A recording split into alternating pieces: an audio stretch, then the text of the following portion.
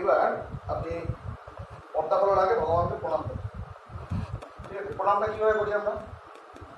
প্রথমে প্রণাম হচ্ছে গুরু প্রণাম, বাম দিকে রেখে নম বিষ্ণু পাদয় কৃষ্ণ বিষ্ণু ভূতলে মহাতে জয় পতাকা স্বামী দিনামিনে নমাচার্য পাদয় উদয় গৌরব দামোদয় নবদামোদয়। তারপরে বাঞ্ছাকল্প দুর্বর্ষ কৃপা সুন্দর নির্বাচন। ঠিক আছে, তারপরে নম মহাভারত, তারপরে কৃষ্ণ রাধা প্রণাম বলে উঠতে হবে। উঠে এবার কি করতে হবে? হাতে তালি দিতে হবে। হ্যাঁ, প্রভুপাদ প্রণাম বা গুরু প্রণাম, যেহেতু আপনারা গুরুচরণে আশ্রিত হবেন, গুরু প্রণাম। ঠিক আছে, প্রমাণ শব্দ সিলেক্ট হয়ে গেছে, তাই না? তো যারা গুরুচরণে সিলেক্ট হয়নি তাদেরকে প্রভুপাদ প্রণাম। হাত তালি দিয়ে তারা তুলতে হবে, জয় তালি দিয়ে দিতে। জয় শ্রী রাধা মাধব কি জয়, পাবন গৌরিকা কি জয়, জগন্নাথ সুন্দর মহারাজ কি জয়, जय माता भगवान की जय, नरसिंह भगवान की जय। सेम आवाज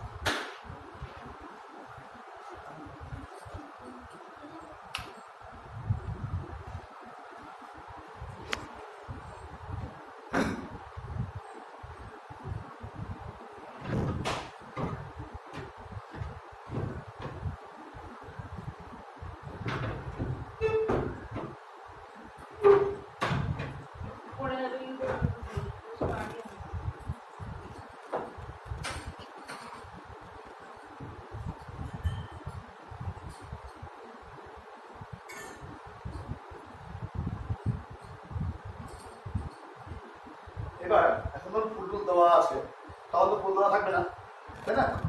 শুধুমাত্র তুলসী দেওয়া থাকবে। এই যেমন তুলসী রয়েছে, ঠিক আছে,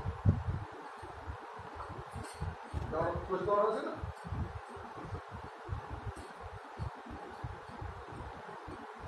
প্রণাম করার পরে এবার কি করতে হবে? জাগরণ। আগে কাকে দেখাতে হবে? গুরুদেবকে। এই যে হাতে বাটা নিতে হবে,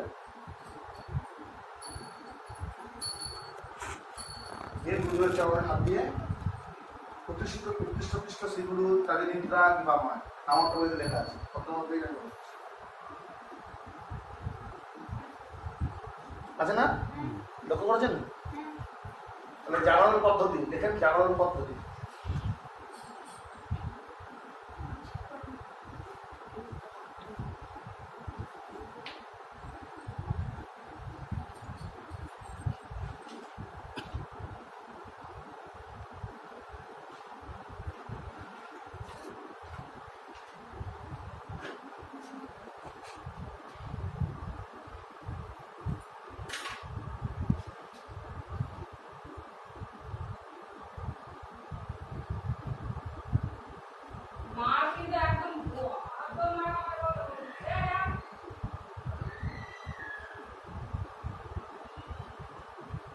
জাগরণ পদ্ধতি দেখুন 135 নম্বর পেজ।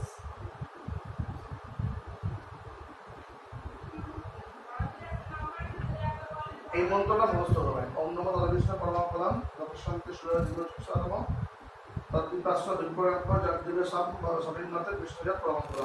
ঠিক আছে, এই ফুলশুদ্ধি মন্ত্র আচরণ এখানে সব লেখা রয়েছে 135 নম্বর পেজ। ঠিক আছে, তাহলে প্রথমে গুরুদেবকে জাগালেন, তারপর পঞ্চতত্ত্ব ভগবানকে, তারপর জগন্নাথকে, তারপর জগন্নাথ সুভদ্রা মহারানী, তারপর নরসিংহদেব, তারপর রাধা মাধব। ঠিক আছে, ওখানে লেখা আছে মন্ত্র। প্রথম কি করবেন? বই থেকে তৈরি করবেন। হ্যাঁ, বই থেকে জাগাবেন।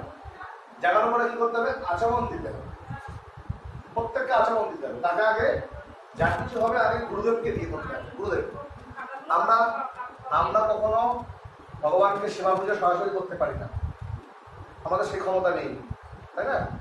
একমাত্র ক্ষমতা আছে শ্রী গুরুদেবের।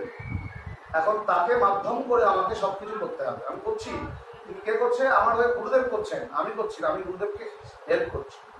তাহলে জাগিয়ে জন্য গুরুদেবকে মাঝখানে রেখে করতে হবে। তাহলে আগে আমি গুরুদেবকে জাগিয়েছি, তো আচমনটাও গুরুদেবকে দিতে হবে। কি করতে হবে? ইদম আচমনিয়ম শ্রী গুরবে নমঃ। এবার আচমনটা আমি কাকে দেবো? এই যে পাত্রটি আছে এটা কিন্তু ভগবানের আর গুরুদেবের। এটা আমাকে তুলসী দেয়, তুলসী দেবেন না, শুধু একটা ফুল, হ্যাঁ, আর নিজেদেরটা ফাঁকা, কিছুই না, শুধু জল, গঙ্গা জল। তাহলে আচমনটা কিভাবে হবে? এরকম হাতে করে নিতে হবে, ঘন্টারে যে মুখটা থাকবে সামনের দিকে, অনেকে এইভাবে ধরে, তাই করে না, সামনের দিকে থাকবে। ইদম আচমনিয়ম শ্রী গুরবে নমঃ। এটা পাদ্যম শ্রী গুরবে নমঃ। ইদম আচমনিয়ম শ্রী গুরবে নমঃ। লেখেন মাতা, দেখেছেন? ইদম আচমনিয়ম শ্রী গুরবে নমঃ। জল নিয়ে রাখিয়ে, বই লেখা নেই, হ্যাঁ ওইটা লেখা আছে, ওর মধ্যে আছে, কিন্তু ওটাকে হ্যাঁ স্টেপ বাই স্টেপ করতে হবে। ওটা বিগ্রহ সেবা আছে, এটা কিছুটা চেঞ্জ হবে। আপনি লিখুন ইদম আচমনিয়ম শ্রী গুরবে নমঃ। এটা পাদ্যম শ্রী গুরবে নমঃ। মানে আপনি মুখ হাত পাটাকে গুরুদেবকে ধুয়ে দিলেন, দেওয়ার পরে এবার সেম ইদম আচমনিয়ম পঞ্চদত্ত ভগবানের নমঃ। ইদম এটা পাদ্যম পঞ্চদত্ত ভগবানের নমঃ। ইদম আচমনিয়ম ওম জগন্নাথ সুভদ্রায় নমঃ। এটা পাদ্যম জগন্নাথ সুভদ্রায় নমঃ। ইদম আচমনিয়ম নরসিংহদেবের ভগবানের নমঃ। ইদম আচমনিয়ম নরসিংহদেবের নমঃ। ইদম আচমনিয়ম রাধা মাধবের নমঃ। এটা পাদ্যম রাধা মাধবের। ইদম আচমনিয়ম আর পাদ্যমের বেলায় এটা, ঠিক আছে? ইদম আচমনিয়ম আর এটা পাদ্যম লেখা আছে, লিখেছেন?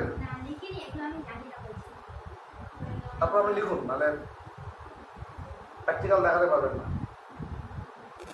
ইদম আচমনিয়ম এটা পাদ্যম সবাই দেওয়া হয়ে গেল, তাই না? দেওয়ার পরে এবার কি করতে হবে? ফুল দিতে হবে সবার চরণে। কার চরণে আগে দেবেন? গুরুদেবের চরণে আগে দেবেন। এই গুরুদেব এসা পুষ্পাঞ্জলি শ্রী গুরবে নমঃ। কি বললেন? এসা পুষ্পাঞ্জলি শ্রী গুরবে। দেওয়ার পরে এবার ভগবানকে সেবা দেওয়ার জন্য, সেবা করবার জন্য তার কাছ থেকে অধিকার চেয়ে নিতে হবে। কিভাবে? এভাবে এসা পুষ্পাঞ্জলি শ্রী গুরবে নমঃ। শ্রীগুরু প্রেমানন্দ, শ্রীগুরু পরমানন্দ প্রেমানন্দ ফলপ্রদ ব্রজানন্দ গুণানন্দ সেবায়মান নিয়ে যাবে। মুখস্থ আছে না? মুখস্থ আছে? ওটাই তো লেখা আছে। হ্যাঁ, তো লিখুন ওখানে গুরুদেবের কাছ থেকে অনুমতির মন্ত্র। শ্রীগুরু পরমানন্দ প্রেমানন্দ ফলপ্রদ ব্রজানন্দ প্রদানন্দ সেবায়মান নিয়ে যাবে। মানে কে? গুরু মহারাজ, আপনি আমাকে ভগবানের সেবায় নিযুক্ত করুন। বোঝার জন্য আপনি ছোট করে লিখে রাখতে পারবেন, তাহলে ওটাকে দেখে দেখে আপনি করতে পারবেন। তো গুরুদেবের চরণে এবার অনুমতি দিলেন। এবার তারপরে কি করতে হবে? ছিল প্রভুপাদের চরণে পুষ্প দিতে হবে। ভক্তি সেবা সর্বস্ব করবে, পরম্পরা সবার চরণে ফুল দিতে হবে, ঠিক আছে? দেওয়ার পরে তারপরে পঞ্চদত্ত ভগবান, জগন্নাথ দেব, নরসিংহদেব, রাধা মাধব, যারা যারা থাকবে সবার চরণে পুষ্প। কিভাবে বলতে হবে? গুরুদেবের চরণে দেওয়ার সময় শ্রী, তাই না? এসব পুষ্পাঞ্জলি শ্রী গুরবে নমঃ। আর ভগবান ভগবান মানে বিষ্ণু তত্ত্ব যারা আছে তাদের সবার চরণে ফুল দিতে গেলে ওম। এসব পুষ্পাঞ্জলি ওম জগন্নাথায় নমঃ। এসব পুষ্পাঞ্জলি ওম বলদেবায় নমঃ। এসব পুষ্পাঞ্জলি ওম সুভদ্রায় নমঃ। ঠিক আছে? এসব পুষ্পাঞ্জলি ওম রাধা মাধবায় নমঃ। এভাবে তো পুষ্প সব দেওয়া হয়ে গেল। এবার তুলসী দিতে হবে। যদি আপনি একটা তুলসী দেন, এটা তুলসী পত্রাম ওম মাধবায়। এতানি তুলসী পত্রাণি, বেশি তুলসী দিতেন, অধিক তুলসী, তাহলে এতানি তুলসী পত্রাণি ওম মাধবায়। মানে যাকে দেবেন তার নাম করে, ঠিক আছে? তুলসী পাবে একমাত্র মহাপ্রভু, নিত্যানন্দ প্রভু আর অদ্বৈত আচার্য পঞ্চদত্তের মধ্যে। আর এদিকে পাবে নরসিংহদেব পাবে, জগন্নাথ দেব, বলদেব পাবে, সুভদ্রা দেবী পাবে না।